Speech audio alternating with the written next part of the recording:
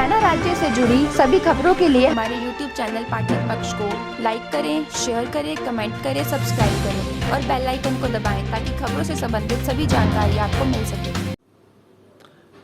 प्यारे दोस्तों, जाने माने heart specialist doctor Dinesh Sehgal ने हमारे दर्शकों व पाठकों के लिए हेल्दी हार्ट के लिए टिप्स दिए हैं, जो कि यहाँ प्रस्तुत हैं। दैनिक पाठक पक्ष के लिए देवेंद्र उपल, हिसार। डॉक्टर सहगल, आगे गर्मियाँ आ रही हैं, हेल्दी हार्ट के लिए आप क्या टिप्स देना चाहेंगे आम आदमी को? जी हाँ, नमस्कार।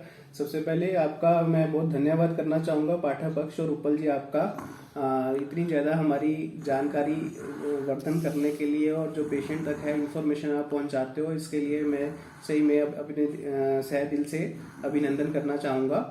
तो गर्मियों के बारे में, जिस तरह से सर्दियाँ शरीर को एक चैलेंज प्रेजेंट करती हैं, तो हमारा जो एरिया है उस एरिया में गर्मी में भी एक्सट्रीम टेम्परेचर होता है और सर्दी में भी एक्सट्रीम ऑफ टेम्परेचर होता है। तो गर्मियों के मौसम में जैसे हम जानते हैं कि बहुत ज़्यादा पसीने की वजह से शरीर में पानी की कमी होती है, तो हम अपने पेशेंट को समय समय पे हाइड्रेशन करना, पानी किसी भी रूप में पीते रहने की सलाह देते हैं।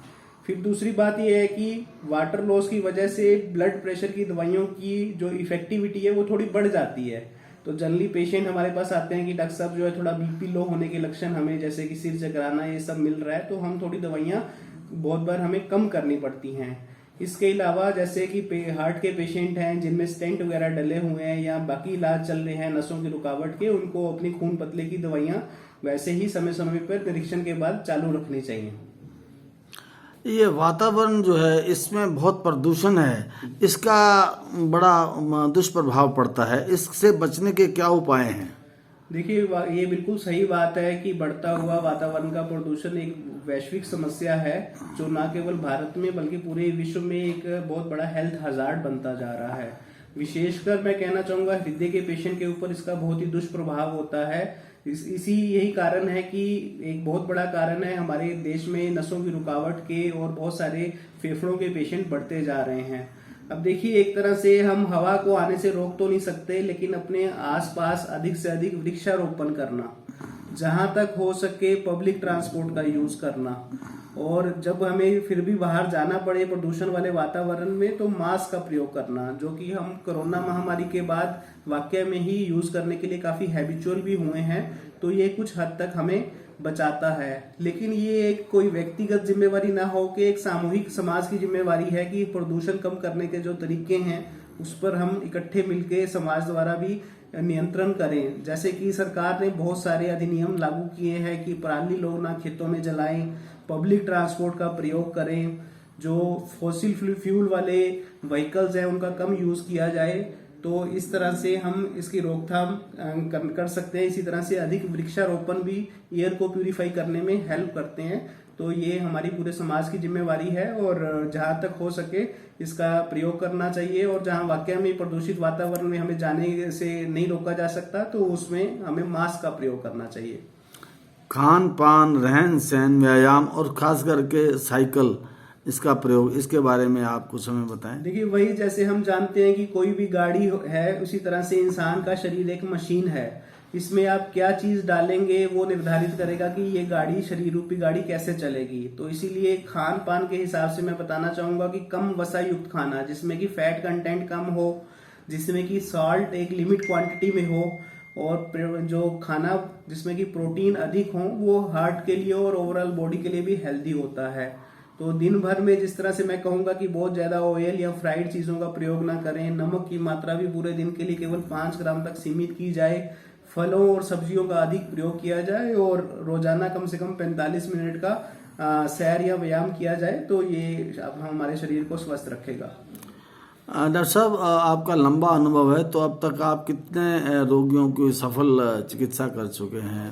देखिए, पिछले 12 साल से मैं हिसार शहर में कार्यरत हूँ। इससे पहले भी मैंने बेंगलोर, दिल्ली और चंडीगढ़ जैसे कई बड़े शहरों में और कई अच्छे इंस्टीट्यूशन के साथ काम किया है। तो अभी तक मैं करीब 15,000 से अधिक हार्ट के मरीजों का सफल इलाज कर चुका हूँ, जिसमें कि हर तरह के कॉम्प्लेक्स इंटरवेंशन, एंजियोग्राफी वगैरह सब शामिल हैं।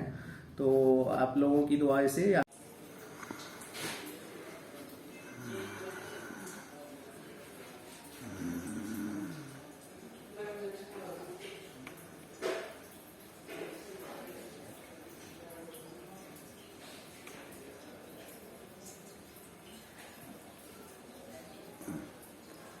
यह दिल धड़कने का दृश्य है जिसे कि इसमें एंजियोग्राफी मॉनिटर दिख रहे हैं हम लोग, और ये तार द्वारा एंजियोप्लास्टी दिखाई जा रही है। तार दिख रहे हैं ना।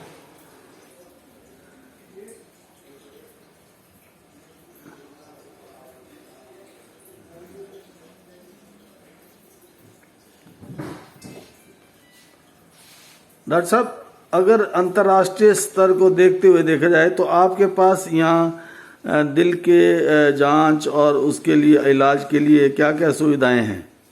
देखिए, ये बताते हुए मुझे बहुत खुशी हो रही है कि एसएमएस हॉस्पिटल में हार्ट के पेशेंट्स के लिए सर्वोत्तम और विश्व स्तरीय स्तर की सभी सुविधाएं उपलब्ध हैं।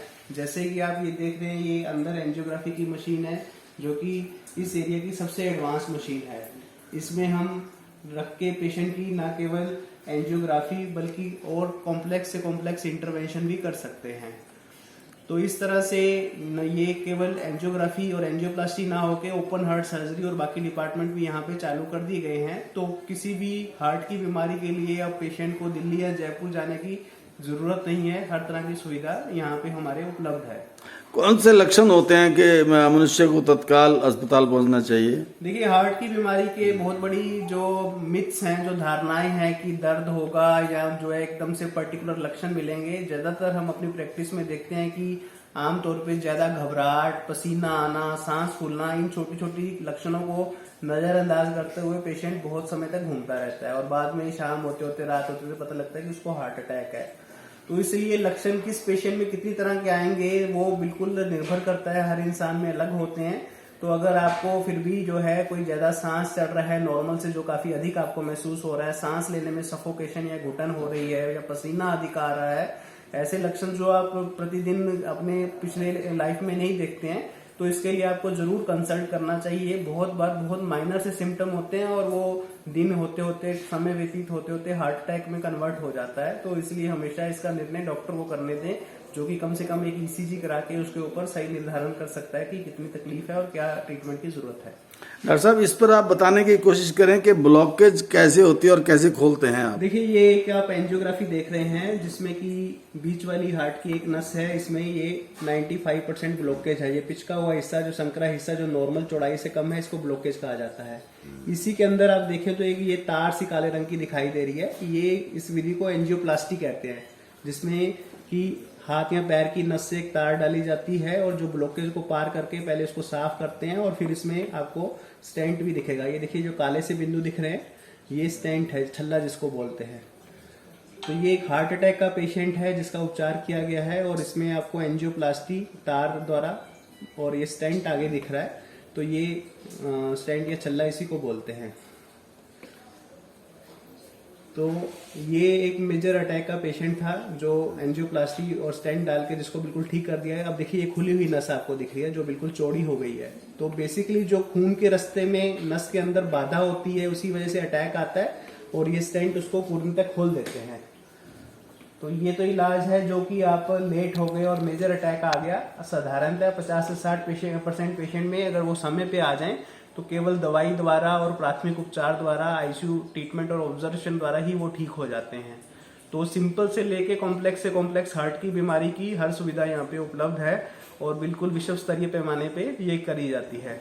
तो रोजाना इस तरह के 8 से 10 पेशेंट हार्ट अटैक और विभिन्न बीमारियों के हम यहाँ पे ट्रीट करते हैं और अगर महीने की माने तो 350 से 400 पेशेंट इस तरह की बीमारियों से ठीक किए जाते हैं। थैंक यू डॉक्टर साहब। पल पल हर पल की खबर आपके अपने YouTube चैनल पाठक पक्ष पर।